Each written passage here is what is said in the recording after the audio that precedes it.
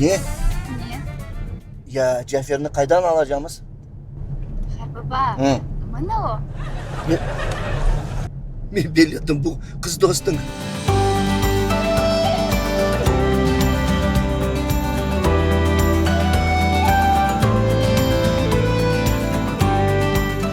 Kerişte Kırım Tatar oligarxı peyda oldu. Onun işi neft, altın, elmazlar değil.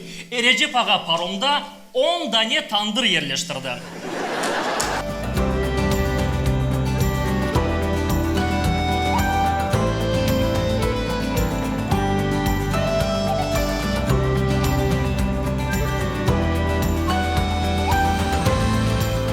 У нас есть вот эти вот некие внутренние механизмы, которые помогают нам быть неким таким достаточно консолидированным ядром в каких-то моментах.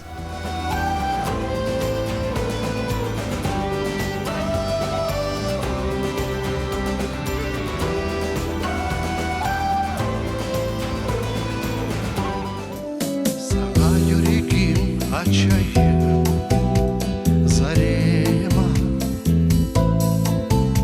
sevgi gönlümde saçayım zarema. Kırılır canda